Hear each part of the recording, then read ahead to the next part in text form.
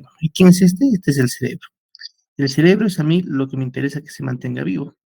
¿Por qué? Porque mientras el cerebro viva, todo el cuerpo va a funcionar. Si yo no tengo circulación que lleva todos estos nutrientes y el oxígeno hacia el corazón, esto no va a poder llevar al cerebro y prácticamente va a fallecer. Entonces nosotros, como en la primera clase les he dicho que tenemos un tiempo de respuesta. Generalmente nuestro cuerpo puede mantenerse sin glucosa hasta por horas, pero sin oxígeno solamente puede aguantar hasta 4 minutos para hacer una vía anaerobia y hasta 10 minutos para que sea un daño neurológico irreversible. ¿Y quién es el encargado de llevar este oxígeno? La vía circulatoria. Ese es el encargado de llevar el oxígeno. Entonces, si mi corazón para, ya no hay oxígeno. Si mi pulmón se enferma, ya no hay oxígeno. Pero sobre todo, mi vía circulatoria es la encargada de llevar oxígeno. Algo que quiero que entiendan y que es interesante es que el término choque o shock lo definimos como, antes se denominaba una hipotensión, pero no es ni hipotensión arterial, ni gasto cardíaco disminuido, sino es el choque es un estado de falla circulatoria. ¿Y qué significa esta falla circulatoria? Que no entra oxígeno hacia la célula.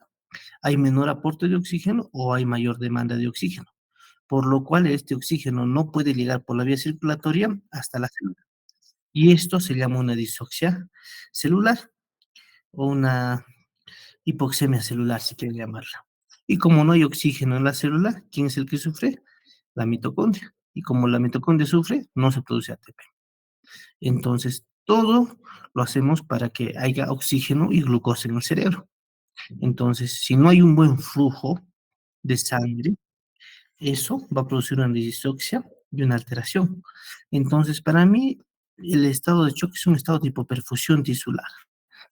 Es una falla de la circulación o falla de la bomba o falla del volumen o falla de lo que ustedes quieran para poder satisfacer las demandas de mis tejidos, específicamente de mi célula, para poder producir oxígeno.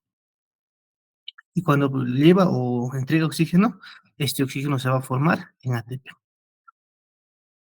Hay varios tipos de choque. Este cuadrito es un cuadrito bien interesante, me gusta. Acá podemos ver los cuatro, bueno, los choques principales.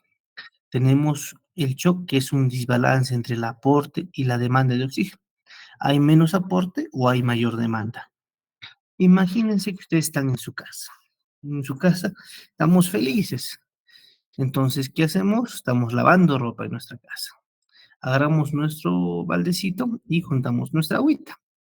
Como estamos lavando un sábado, todo el mundo utiliza agua el sábado. Entonces, yo estoy lavando, utilizo mi agua, la lavo, tiendo mi ropa y vuelvo a abrir mi pileta. Y me doy cuenta que en mi pileta no hay agua. Y mi mamá me dice, ya no hay agua, ya, perfecto. Entonces, ¿qué es lo primero que hago cuando regrese el agua?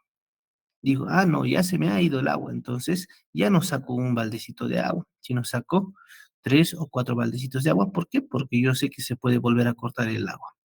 Entonces, lo que yo estoy haciendo acá es aumentar la demanda del agua, que normalmente yo tenía un baldecito que utilizaba cada cierto tiempo, pero en este instante he utilizado 4 baldes. ¿Por qué? Porque no había.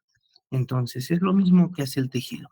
Cuando no tiene un buen aporte, lo primero que hace es aumentar la demanda, porque él quiere almacenar. Entonces, hay varias formas de entender el shock. Bien puede ser por un aporte menor de oxígeno o por una demanda mayor. Ahora, ¿a qué nivel se lleva esto? Tenemos que entender que en el cuerpo tenemos 2 cosas, un continente y un contenido. El continente es en ahí, eh, el espacio que nosotros queremos determinar. Por ejemplo, acá tengo mi jarra de chicha y esta jarra es de 1 litro. Y tengo acá otra jarra de chicha y esta jarra de chicha es de 2 litros. Mi continente acá es de 1 litro y mi continente acá es de 2 litros. Mi contenido será la chicha que yo estoy echando acá. Quizás mi contenido quisiera echar 500 ml de chicha o medio litro. Va a ocupar a la mitad. ¿Está ocupado mi continente? No, tiene espacio de la mitad, pero si esos 500 los echo acá, solamente va a ocupar un cuarto. Ahora, si yo traigo 1 litro de chicha, a mi continente va a llegar y lo va a llenar. Continente y contenido son iguales. Sin embargo, si este litro de chicha lo llevo a 2 litros, simplemente va a llenar la mitad. ¿Por qué para mí es esto tan importante? Porque mi continente es mayor a mi contenido y eso tenemos que verlo en este cuadro. Empecemos. El choque hipovolémico se denomina hipovolémico porque hay menos volumen del que debería haber. O sea, mi continente no ha cambiado. Mi continente sigue siendo 2 litros. Sin embargo, mi contenido se ha cambiado. Sea por causa, se ha perdido volumen. Entonces, de lo que yo debía tener acá mis 2 litros, he empezado a perder y ya tengo 1,5 litros. Entonces, mi choque hipovolémico es la pérdida de un volumen de sangre, porque es el plasma. Volumen puede ser de sangre, puede ser volumen de plasma o lo que ustedes deseen. Y este choque hipovolémico se va a dividir en un shock hipovolémico hemorrágico. Como su nombre dice, pérdida de sangre. Tengo una herida, pierdo sangre, shock hipovolémico hemorrágico. Puede ser un hemorrágico traumático, como los más comunes. Por ejemplo, el paciente que tengo ahorita en shock trauma es un paciente que ha sufrido un accidente de moto y ha perdido sangre por una fractura de cadera y un trauma abdominal. Pérdida de sangre, sí, choque hipovolémico, traumático hemorrágico. Pero la diferencia entre el traumático y el traumático, como su nombre dice, tiene que pasar un trauma, generalmente hechos de tránsito, caídas y demás. Sin embargo, los hemorrágicos puros puede ser el paciente que haya perdido sangre por otras vías, como melenas, hematuриas y demás. Hay otros que son choque hipovolémicos, pero sin pérdida de sangre, pero son pérdida de líquidos corporales. Y quienes no tienen pérdida de sangre son los grandes quemados. ¿Ya? Los grandes quemados también tienen pérdida de líquido, pero eso es por pérdida de la piel. Otros son los traumáticos hipovolémicos, que generalmente son por pérdida netamente de plasma. Un ejemplo de esto son las escoriaciones múltiples que tienen, o quemaduras y otro que yo que sea. Entonces, en el hipovolémico, su nombre dice, hay pérdida de volumen. El continente no ha cambiado, el contenido se ha perdido. Muy diferente a los shocks distributivos. En el shock distributivo, sea cual fuese ahí la causa, lo que ha cambiado no es tanto el contenido, porque el contenido de sangre o de volumen intravascular, o del líquido que quieran llamarle, va a seguir. Entonces acá, ¿qué es lo que ha cambiado? Acá sigo teniendo mi, mi contenido, que digamos es 1 litro o 2 litros, ya, digamos que es 2 litros de sangre. Mi contenido sigue siendo 2 litros, pero mi continente se hace más grande. Esto que normalmente recibía 2 litros, ahora quiere recibir 3 litros. Entonces, todo shock distributivo cambia el continente, o sea, el recipiente que lo va a recibir. Y estos 2 litros de sangre simplemente van a ocupar 2/3 de este volumen y va a tener un déficit de 1 litro. Y me va a decir, doctor, pero acá, ¿por qué el continente o el espacio o el contenedor de esta sangre, en este caso las venas, ha cambiado o se ha aumentado o se ha agrandado? Fácil, puede ser por liberación de óxido nítrico en una sepsis que produce vasodilatación, puede ser en una respuesta anafiláctica que también produce vasodilatación. Sea cual sea, este continente o este frasco o estos vasos se van a ensanchar, por lo cual la sangre que esté en un inicio va a ser ineficiente porque no va a cumplir todo, no va a cumplir la necesidad de llevar los nutrientes y el oxígeno hasta el corazón, hasta los tejidos. ¿Cuál es el tratamiento para estos dos? El shock distributivo se puede dividir en un séptico propiamente dicho, o en un anafiláctico, o anafilectoide o neotrigeoide, que es netamente el tono. El shock hipovolémico, como su nombre dice, pérdida de volumen, lo trato con lo que he perdido. Si fuera un gran quemado o unas quemaduras, lo trato con cloruro de sodio. Si fuera un hemorrágico, tanto traumático como no traumático, lo trato con sangre. Se da sangre y se recupera el volumen. Pierde líquidos, le doy líquidos y recuperamos el volumen. Sin embargo, en el shock séptico o en el shock anafiláctico, ya que el continente o el frasco se ha ensanchado, el tratamiento no solamente es dar líquido, porque ustedes habrán leído en las guías, por ejemplo, de la supervivencia de sepsis, desde el 2012, 16, 22 que vio, dice darle fluidoterapia. Ya acá tú puedes dar líquido para aumentar este espacio ficticio que se ha creado, pero solamente va a hacer que este continente se agrande más, porque tú le vas a dar y esto se va a agrandar más. Entonces vas a tener otro déficit y vas a seguir dando líquido. Acá el problema no es el volumen de líquido, el problema es la tonalidad vascular. Entonces tengo que dar algo para que aumente el tono vascular. Y ahí hablamos de los famosos vasopresores.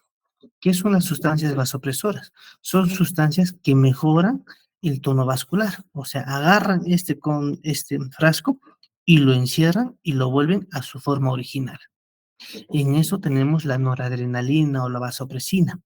La dobutamina o la dopamina no son vasopresores, pueden ser más inotrópicos que vasopresores. Por eso para nosotros en un shock séptico damos fluidoterapia, pero seguimos de un vasopresor que es la noradrenalina. De igual forma, los choques anafilácticos o neurogénicos van a responder a la epinefrina o a la adrenalina, que va a hacer que el tono ¡fua! Se mejore, se cierre y se acorde con su contenido. Ahora, les hago una pregunta bien sencilla.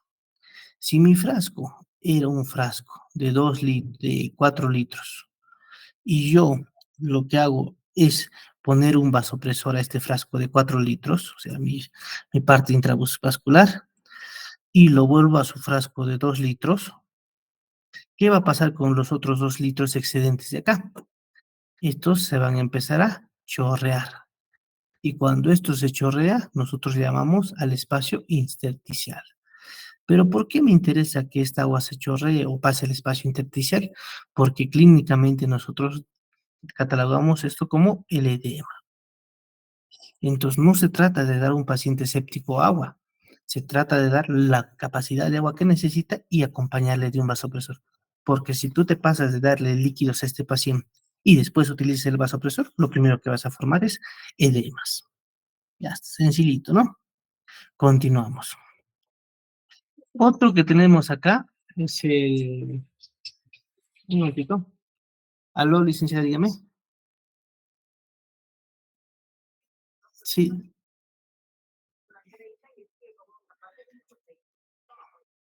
no, déjalo así. La idea es que entre. No, no, no, no le metas mucha nora. Ha venido con presiones bajas. Lo que él necesita es sangre. ¿Qué te han dicho en allá? ¿Le han hecho la talla vesical? Ya, no te desesperes. El paciente ha estado varias horas con esa hipotensión. Yo te diría hasta que déjalo te diría en 20 la nora. No, no lo subes. ¿Por qué lo han subido tanto? Déjalo hasta donde está ahorita y manténlo ahí. Yo ahorita voy, ¿ya? Dame un rato. Ahorita me ha llamado mi enfermera indicando que mi paciente que está con un choque hipovolémico, que se le ha puesto unidades de sangre, que ha hecho un trauma de pelvis, que tiene un tercer espacio donde está necesitando sangre, tiene la presión arterial baja y la presión arterial media baja. Pero me dicen, yo sigo aumentando epinefrina, yo le digo, no, no le aumentes epinefrina, porque lo han subido de 2 cuando yo estaba hace una hora y ahorita está en 30. Significa que tiene más tendencia a consumir epinefrina. Pero ahí tenemos que hablar de la hipotensión permisiva en los pacientes con politraumatizados. ¿Qué significa? Que este paciente no va a responder fácilmente a los vasopresores y nosotros tenemos que darle una tolerancia de, de hipotensión permisiva, porque es mejor. No se trata de dar vasopresores para que la presión suba y mejore, no, no es así. Ya. Tenemos otros casos acá de los otros tipos de shock. El tipo de shock cardiogénico puede ser por alteración o falla en la bomba,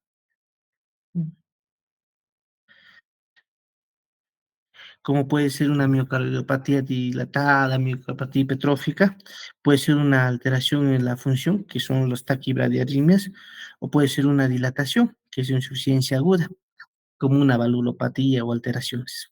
Esto puede deberse a una insuficiencia aguda o una estenosis.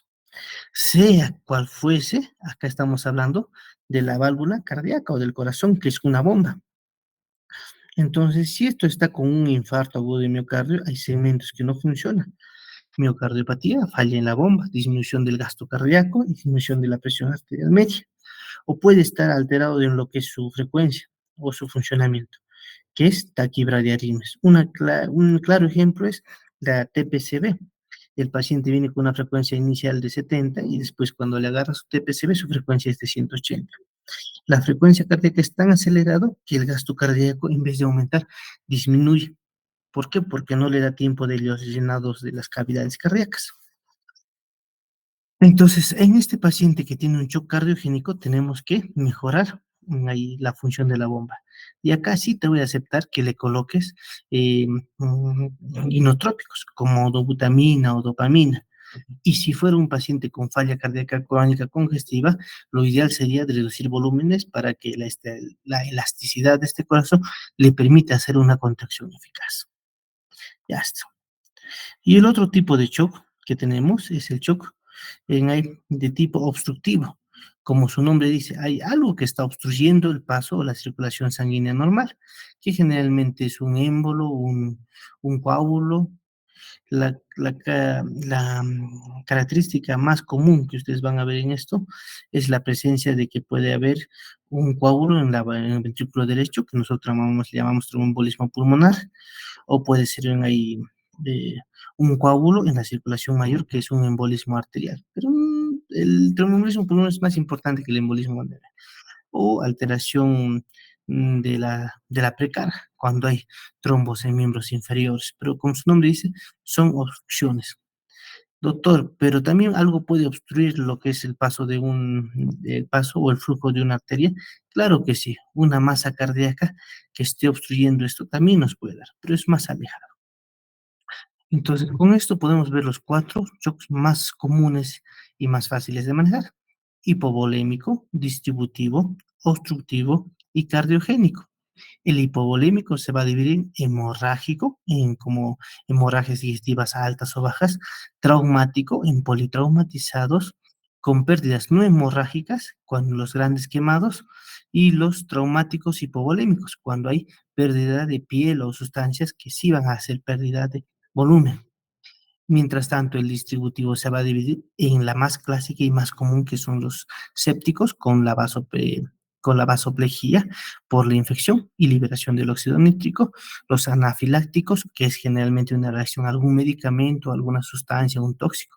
Anafilactoide se diferencia que es más que todo por los organismos vivos; y neurogénico, cuando hay traumatismos vertebromedulares, que hay una vasoplegión secundaria a este traumatismo. Generalmente estos mueren, los neurogénicos, no van a encontrar mucho. Otros que vamos a tener van a ser los obstructivos, que como su nombre indica, que son de causas eh, extracardíacas, tromboembolismo pulmonar determinada en un ventrículo derecho, o determinada en la poscarga, una obstrucción arterial, y determinada en la precarga cuando hay trombosis venosa profunda en los miembros inferiores.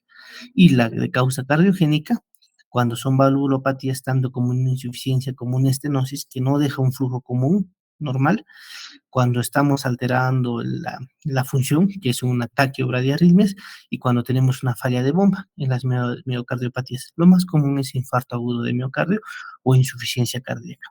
Eso es lo más sencillo y lo más fácil para hacer. Entonces, yo debo saber que que, que mi shock es un desbalance entre el aporte y el consumo de oxígeno, por lo cual yo tengo que saber cuánto oxígeno lleva.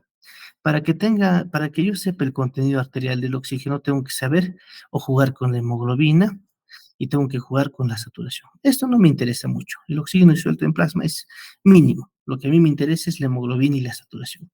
Si yo tengo una pérdida de hemoglobina, voy a tener un aporte deficiente de oxígeno. Y si yo tengo una hipoxemia, aunque tenga toda la hemoglobina, también el aporte va a ser deficiente. Ya está. Entonces, yo les digo, si mi paciente llega politraumatizado, como llegó ahora, con su herida en abdomen, pierna, con una pérdida abundante de sangre, ¿yo qué debo darle? Oxígeno, porque a mí me interesa que tenga un buen aporte de oxígeno a la célula, o sea que todo paciente en shock debe recibir oxígeno. El suministro de oxígeno se va a valer por el gasto cardíaco, o sea, la bomba, que está determinada por la frecuencia cardíaca y el volumen sistólico, que es prácticamente la bomba. Y este volumen sistólico está determinado por la precarga, la contractilidad y la poscarga. El contenido arterial de oxígeno también nos interesa, pero el gasto cardíaco es en este caso mucho más importante. Tenemos un aporte de oxígeno que viene hacia el tejido y acá tenemos un consumo de oxígeno. En un inicio, el cuerpo no te va a pedir mucho oxígeno en aporte, no va a ser muy demandante. Sin embargo, mientras el tiempo pase de este paciente en choque, se va a volver más demandante, o sea, que va a pedir el doble o el triple de lo que normalmente pedía, porque va a empezar a entrar a un estrés. Y hay acá algo que quisiera enseñarles. ¿Dónde está?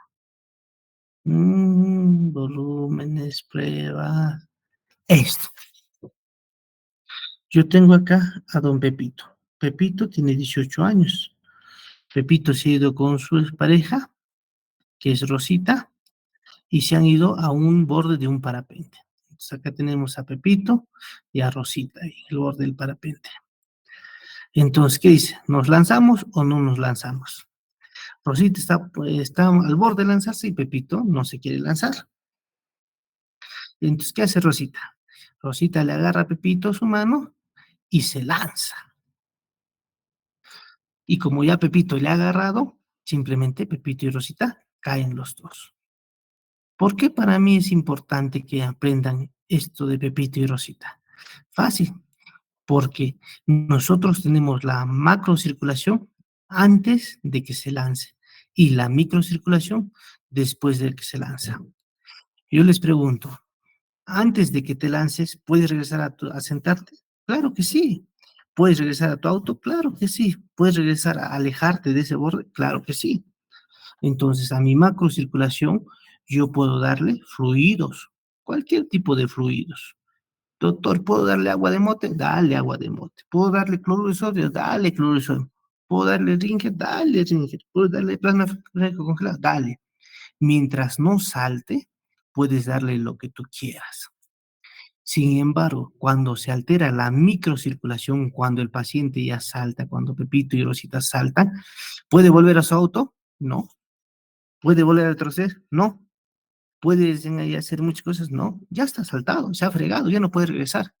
Entonces, doctor, cuando se malogra la microcirculación, si yo le doy vasopresores, ¿va a mejorar? No. Si yo le doy fluidos, ¿va a mejorar? No. Si yo le doy agua de mote, ¿va a mejorar? No. Si yo le doy caldito de cordero, ¿va a mejorar? No. Nosotros podemos salvar al paciente mientras tengamos la macrocirculación eh, indemne. ¿Qué significa? Que nosotros podemos ayudar a este paciente manejando toda esta macrocirculación, fluidos, bomba, gasto, tonalidad, presión o lo que ustedes quieran. Pero cuando esta macrocirculación falla y falla la microcirculación, o sea, mi paciente ya tiene llenado capilar lento o ya empieza a tener en la piel marmoteada, le dé lo que le dé, el paciente va a morir. ¿Y por qué les digo eso? Porque muchas veces he visto en la práctica clínica que viene el doctor o los médicos y dicen, ya, este paciente tiene tanto, pero todo parece que está decayendo, dale una oportunidad, dale fluidos más ya. Y al día siguiente ya ves que está chocado totalmente, ya no responde y le dice, ya, hay que darle fluidos, hay que darle los vasopresores, hay que darle un ECMO. Tu paciente ya ha perdido, la macrocirculación se ha muerto, la microcirculación se ha comprometido. Hagas lo que tú hagas, tu paciente va a morir. Por eso nosotros decimos, y cuando hay la piel marmoteada, o sea, es puntos negros, o murmurios, me indica que ese paciente, haga lo que haga, va a morir. O sea, va a pasar horas hasta que muera, quizás un día, 2 días, pero hagas lo que hagas, tu paciente va a fallecer. ¿Y cuándo yo puedo actuar? En la macrocirculación. ¿Y qué es la macrocirculación? Fluidos. ¿Qué es la macrocirculación? Bomba. ¿Qué es la macrocirculación? Tonalidad. Entonces, acá tengo que pensar en dos cosas: tiempo de actuar en el corazón, tiempo de actuar en los vasos y tiempo de actuar en los volúmenes o en la tensión. O sea, tienes que actuar lo más antes posible para que esta macrocirculación no rompa la microcirculación. Porque si te rompe la microcirculación, tu paciente, hagas lo que hagas o digas lo que digas, igual va a morir.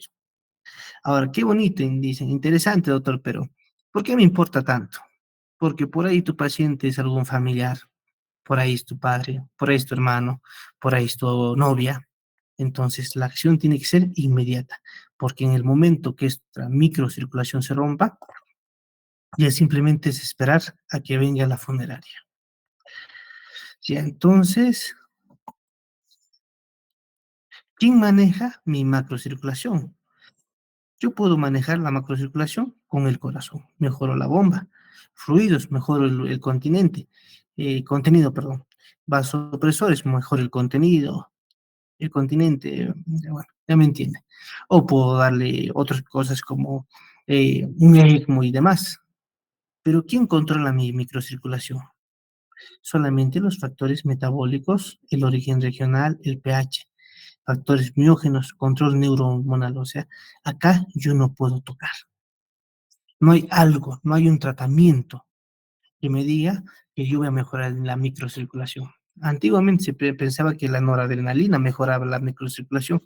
Mentira. La noradrenalina mejora la macrocirculación, no la micro, porque mejora la tonalidad vascular y el paciente tiene, su continente se contrae para que se acabara su contenido. Facilito, ¿no? Sí, entonces empezamos a hablar un poquito de cada tipo de shock. Bueno, ustedes ya saben, todo paciente con shock está con hipotensión, no necesariamente. Hay pacientes que no tienen hipotensión, pero sí están en shock. Y todos los pacientes que están hipotensados tienen choque, la gran mayoría sí. Entonces tenemos que diferenciar. Hipotensión es algo clásico, hipoperfusión mucho más importante y lesión de órganos como anuria, perdón, claro, o oliguria son marcados. De la parte clínica, el trastorno del sensorio es una hipoperfusión cerebral. Una oliguria es por la hipoperfusión renal. El taquicardia es por la disminución de volumen y demás. Y la acidosis o elevación del lactato en la gasometría también es por una hipoperfusión tisular, porque están yendo a una vía anaerobia. Ya está.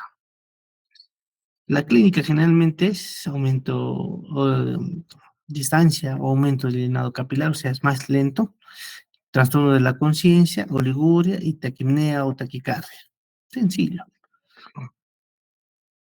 En la parte hemodinámica siempre van a encontrar estas dos cosas: hipotensión y taquicardia. Más que todo, el índice de choque se ha hecho para lo que es la parte traumática, o sea, un shock hemorrágico o un shock hemorrágico traumático. ¿Por qué? Porque hay pacientes que no tenían lesión previa, tenían un buen gasto cardíaco y por una injuria externa han tenido una alteración, y esta alteración ha producido que haya una respuesta aguda. Entonces, ¿qué es el índice de choque? Es la relación entre la frecuencia cardíaca y la presión arterial sistólica. Si mi frecuencia cardíaca es, digamos, 70 en un paciente sano y mi presión arterial sistólica es 110 en un paciente sano, el índice de choque es menos de 5, obviamente.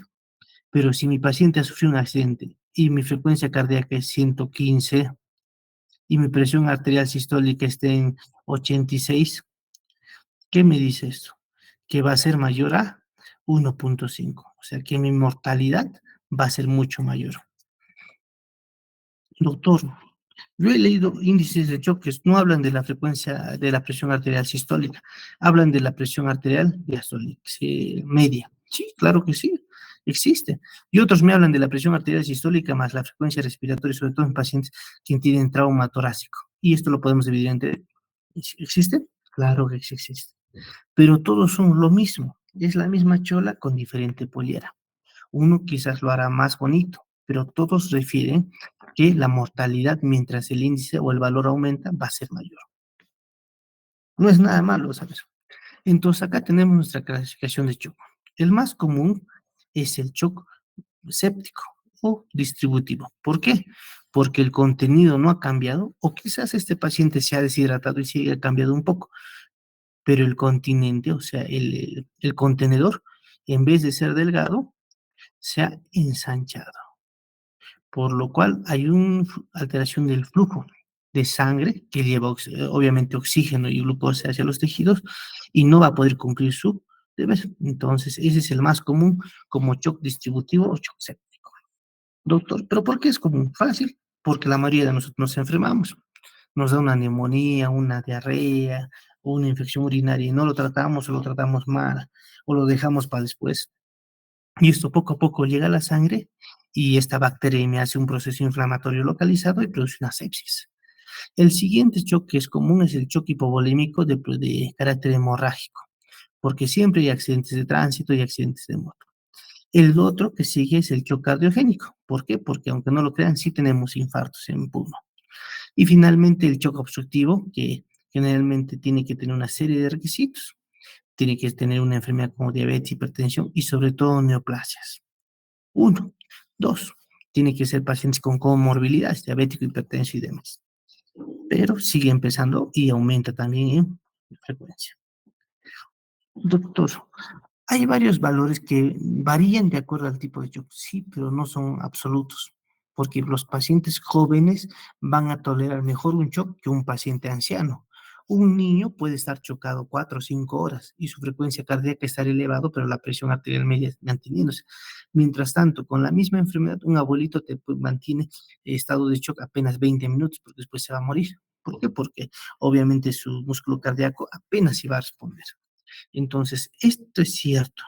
De acuerdo al tipo de shock, podemos ver que hay variaciones en la presión arterial media, en el gasto cardíaco, en la resistencia vascular sistémica, entre el delivery o entrega de oxígeno, en la presión arterial, presión venosa central, pero no es algo, no es una regla eh, rígida, es una regla flexible. Por eso acá dice disminución o puede mantener, disminución y puede mantener, o aumentar y puede mantener. O sea que puedes tener algo que te pueda hacer confundir. El shock distributivo, como su nombre ha dicho, es la dilatación o vasodilatación del vaso, por lo cual el volumen sanguíneo puede ser igual o puede estar aumentado por una ligera deshidratación, pero a su vez el vaso se ha ensanchado. ¿Cómo tratamos esto? Con vasopresores. ¿Cuál es el vasopresor más clásico? La norepinefrina. Por eso yo les digo, a todos los pacientes chocados se debe empezar con norepinefrina. El choque hipovolémico, como su nombre dice, es la pérdida de volumen. Si pierde sangre, ¿qué le doy? Sangre. Si pierde agua, ¿qué le doy? Agua. Si pierde plasma, ¿qué le doy? Cloruro de sodio, Ringer lactato, lo que tú quieras. El shock cardiogénico es falla de bomba, lo más común, infarto agudo de miocardio. Las demás no son, generalmente mueren antes de que les diagnostiquen. Pero si hay falla de bomba, que si está infartado, ¿qué lo hago? Trombólisis, angioplastía. Doctor, y otra forma es el famoso ECMO. Doctor, ¿tenemos ECMO en Puno? No, hay ECMO en Lima, que es una circulación extracorpórea. El shock obstructivo puede ser por un émbolo o coágulo, o puede ser por una pericarditis o derrame pleural. En pacientes politraumatizados también puede haber un derrame o taponamiento pericárdico, pero esto es en ahí muy escaso. Entonces, ¿cómo yo debo manejar un shock a grandes rasgos? Debo mantener una buena presión arterial media, debo mantener un buen gasto cardíaco para asegurar que mi oferta y mi demanda es ideal. Ya les he dicho, si tu paciente en un inicio de tu shock no tenía mucha demanda, déjalo pasar 2 horas y vas a ver cómo la demanda metabólica va a ser mucho mayor. ¿Por qué? Porque como nosotros, apenas se acaba el agua, regresa el agua, ¿qué hacemos? Almacenamos agua. No sé por qué lo hacemos, pero la gran mayoría lo almacena. De igual forma, el cuerpo empieza a almacenar algo que le ha venido con déficit. O sea que la demanda va a ser mayor. aunque tu oferta se haya regularizado, el cuerpo va a seguir demandándote más oxígeno y más nutrientes o más flujo. Nos aseguramos también en el shock que los volúmenes estén adecuados. Si hay pérdidas sanguíneas, le damos sangre. Si hay pérdidas en aire de plasma, le damos plasma, fluoruro de sodio, ringe lactato, lo que ustedes quieran. Todo shock va a responder bien en un inicio a fluidos, indiferentemente del que sea. Doctor, pero el shock obstructivo no y el shock cardiogénico no. Sí, es cierto. Ellos en un inicio, en unos primeros minutos, responden bien a las fluidos, pero después ya no. Los que te van a responder idealmente a un fluido es el shock hipovolémico, porque ha perdido volumen y tú estás reponiendo volumen. El shock distributivo, como la sepsis por una vasoplejía, te va a responder en un inicio. ¿Por qué? Porque hay una deshidratación. Sin embargo, con el pasar de las horas, no se va a regularizar. Dígame. Sí, dígame.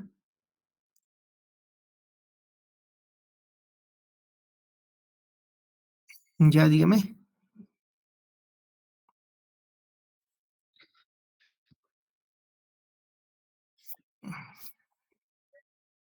Ahorita estoy ocupado. ¿Me podría llamar de acá a una hora, por favor?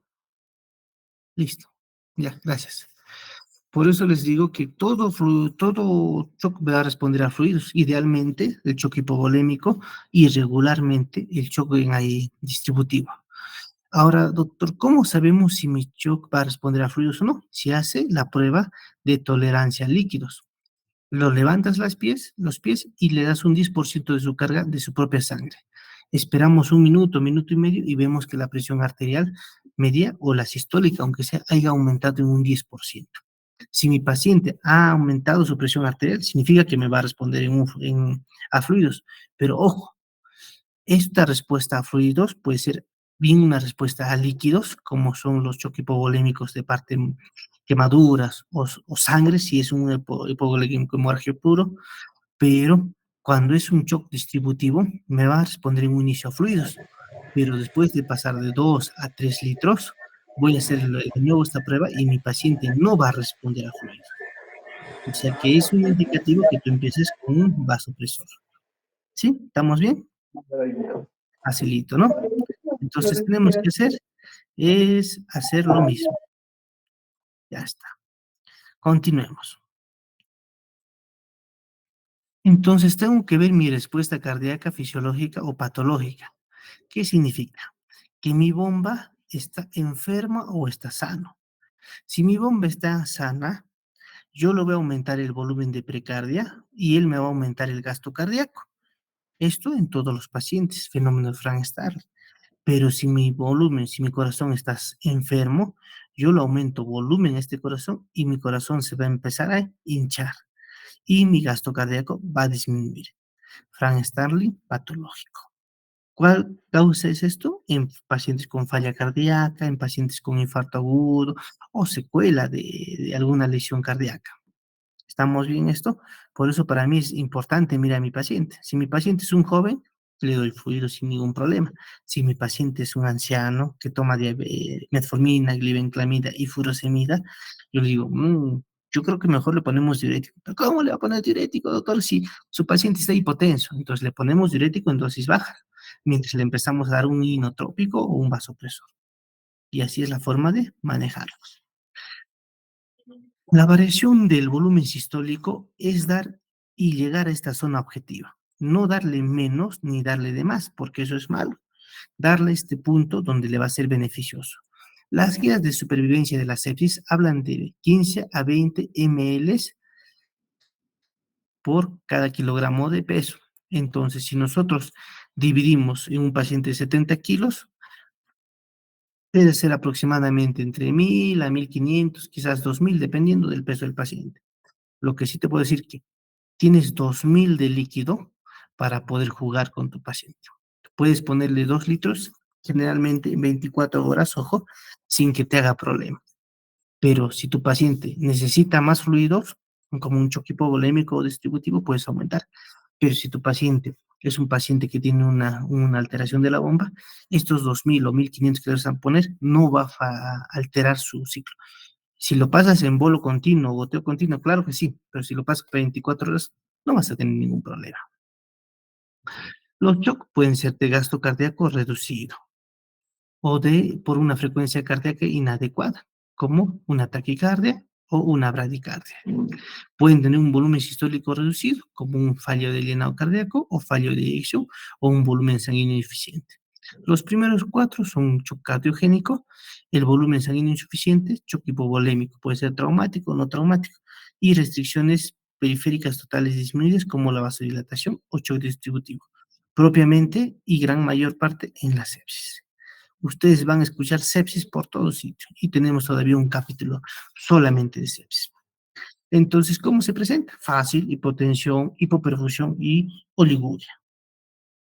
Bueno, esto no es para después. Y lo que les he dicho, es importante para mí actuar solamente en el macrocirculatorio, o sea, salvarlo a mi paciente solamente cuando pueda manejar el macrocirculatorio. Muchas veces nos han llamado a nosotros como área crítica para que lo manejemos cuando ya los internistas han fracasado y el microcirculatorio está alterado. Obviamente no le vamos a decir que no te vamos a aceptar porque tenemos que aceptarlo al paciente, pero ya sabemos que este paciente no va a responder o posiblemente fallezca. Los únicos pacientes que he visto que han respondido cuando su microcirculatorio está alterado son los niños, no más. Los niños tienen otra ciencia, pero los adultos en su gran mayoría fallecen. Por eso cuando hay piel mormateada, el paciente ya está con condena. Ya les he explicado esto, así que no hay problema. Mm, mm. Ah, ya. Cuando nosotros hacemos un monitoreo hemodinámico, tenemos dos tipos de monitoreos. Bueno, tenemos varios tipos, pero lo que me gusta enseñarles es estáticos y dinámicos. Estático es cuando le tomo la presión ese rato, le tomo la frecuencia cardíaca ese rato, le tomo la frecuencia respiratoria ese rato y le tomo la saturación ese rato. Solo tengo un valor estático, no más. No sé de acá a una hora si ha cambiado su presión arterial. Mientras tanto, los dinámicos son cuando estamos en monitores, porque puede tener una presión arterial no invasiva, pero que venga cada 5 minutos. O si quieres, puedes tener una línea arterial. La frecuencia cardíaca puede estar monitorización de la frecuencia cardíaca, o sea, tiene sus parchecitos y te dice cómo está su corazón. De igual forma, la respiratoria y la saturación. Y para ver si esto podemos hacer, podemos ir invasivos, mínimamente invasivos o no invasivos. Los estáticos generalmente son los que no están invasivos, o sea, estos tomamos un rato. Mínimamente invasivos pueden ser los dinámicos, porque podemos colocar una línea arterial o podemos colocar parches en el tórax del paciente. Y los dinámicos propiamente son los invasivos. ¿Por qué? Porque puedo poner una línea arterial, un catéter Schwann-Ganz, puedo ponerle un marcapaso y demás. Entonces, de acuerdo a nuestro tipo de paciente y la necesidad es que decidimos si les hacemos estáticos, dinámicos, invasivos, no invasivos o mínimamente invasivos. Por ejemplo, al lado derecho tenemos un monitor básico que es mínimamente invasivo, que podemos ver el pulso, la frecuencia cardíaca, la saturación, y en el lado izquierdo tenemos otro monitor que es mucho más avanzado.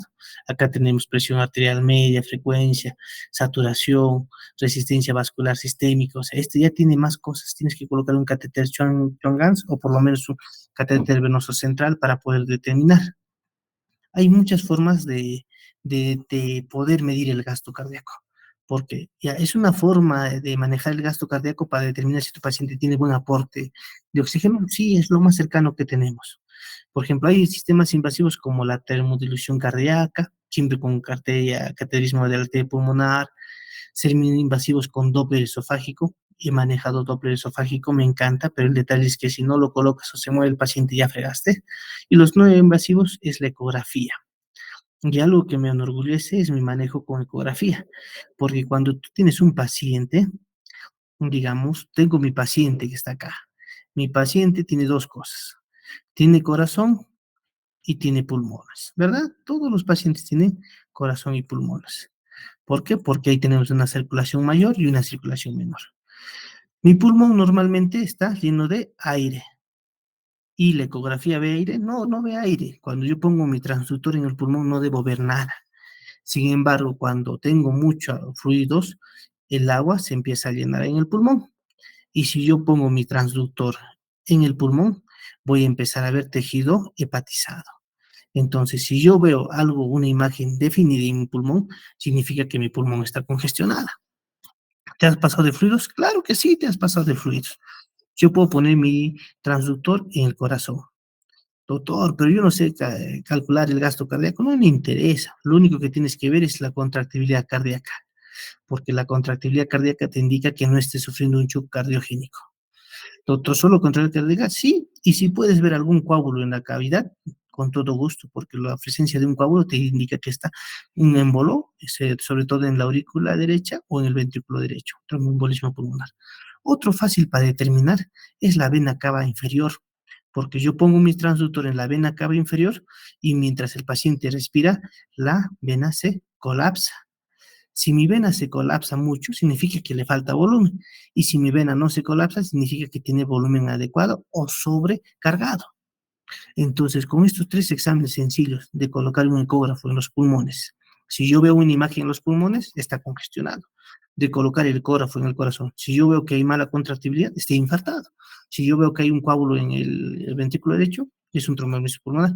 Y colocar mi ecógrafo en la vena cava superior para ver la colapsabilidad de la vena cava superior, me indica mi manejo de fluidos. Y es dinámico. ¿Por qué? Porque primero no lo invado y yo puedo echarle a chorro hasta que yo determine que está correcto. Y lo que normalmente hacemos en unidades críticas es echarle retos de 100 o 200 hasta ver que la vena cava inferior no colapse y dejarle con un límite de 30 gotitas o 50 o 40 cc hora, que es lo más básico de un paciente para manejar los fluidos. Acá estamos viendo la prueba de elevación de piernas o elevación de miembros, que ya sabemos, tenemos que subir por lo menos en ahí unos 30 grados, esperar que se dé 10% de la sangre de las venas, de las piernas que suba al corazón y esperar que la presión arterial sistólica o la media mejore por lo menos un 10%. Ya les he explicado esto, patrones hemodinámicos asociados a principios principales partes de shock, no nos pasemos, no es todo esto. Y esto, bueno, es para que hagamos, esto ya les enseño a los que son ya especialistas, que es el índice cardíaco, cálculo, y la verdad que ustedes no necesitan eso, no, nunca lo van a ver. Entonces, ¿qué tipo de fluidos debo dar? De acuerdo a tu paciente, tienes que ver si le estás rescatando, que generalmente manejamos en emergencia, o estoy optimizando su deshidratación, o lo estoy destetando o estabilizando, o estoy retirando. Nosotros en emergencia casi todos vemos como rescate, porque todos vienen deshidratados, hipovolémicos, hipoxémicos, oligúricos. Entonces, siempre damos rescate. Mientras no des más de 2 litros en 24 horas, está excelente. El detalle es qué pasa si tu paciente necesita. ¿Qué pacientes necesitan? Los hemorrágicos necesitan sangre. Los hipovolémicos, como quemaduras, necesitan líquidos. Y algún tipo de sepsis también necesita líquidos.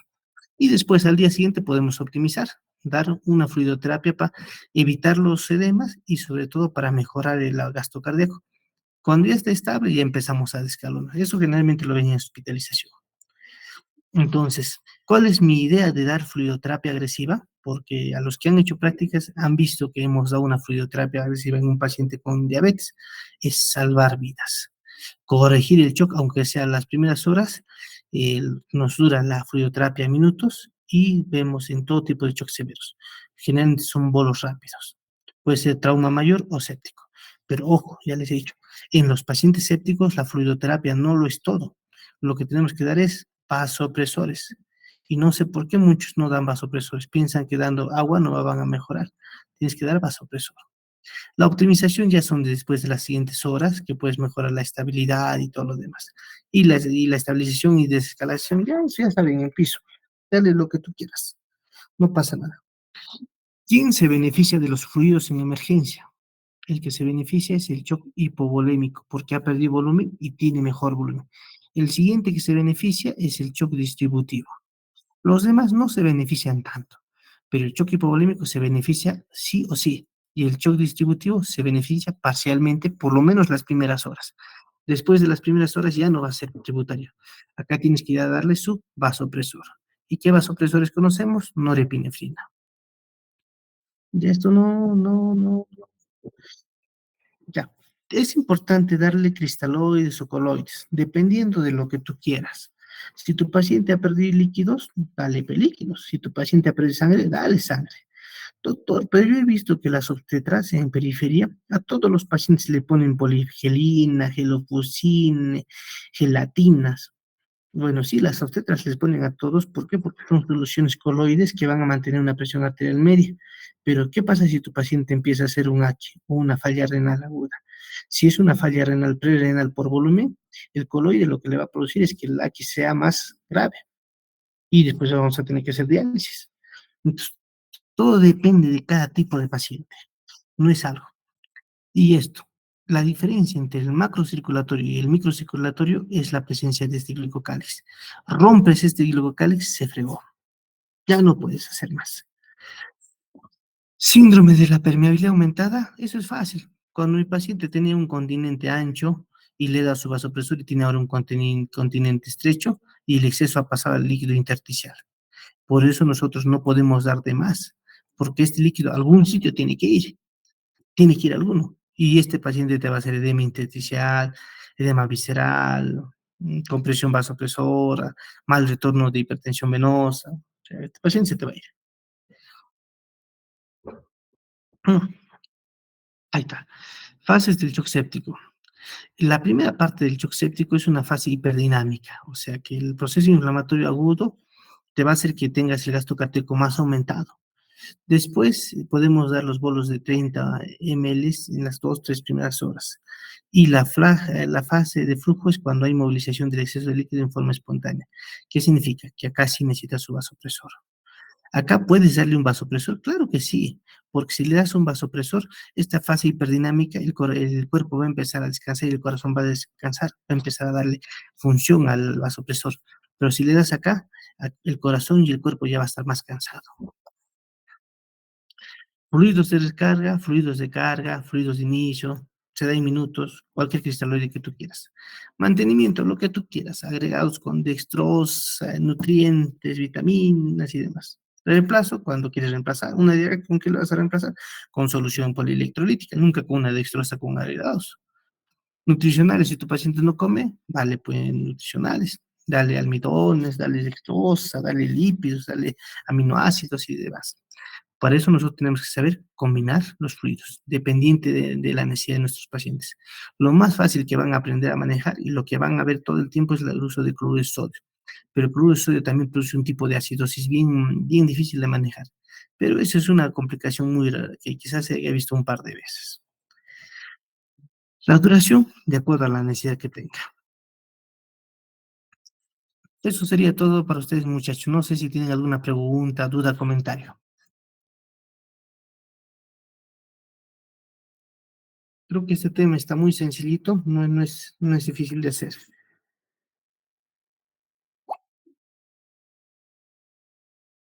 ¿Alguna pregunta, duda, comentario, muchachos? Ya se han dormido casi todos. No, doctor.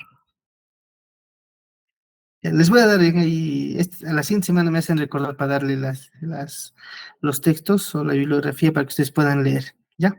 Quizás a veces leyendo van a entender un poquito más y después van a repasar de nuevo o me van a preguntar algo y ahí se les va a quedar. Quizás los conceptos que yo manejo son un poquito más profundos o más descabellados, pero ya es más con la aplicación clínica, si se dan cuenta. Yo soy un médico asistencial que aplica lo que estudia, lo que revisa. Así que van a encontrar siempre alguna diferencia con lo que hacemos, ¿ya? Listo, muchachos, un gusto en saludarles, espero que les vaya bien. La siguiente semana ya coordino con su delegado para poder hacer las clases. Si no hay más preguntas, voy a continuar con ese paciente de trauma de pelvis, el de choque hipovolémico. Muchas gracias, hasta luego. Gracias, doctor. Hasta luego, doctor. Gracias.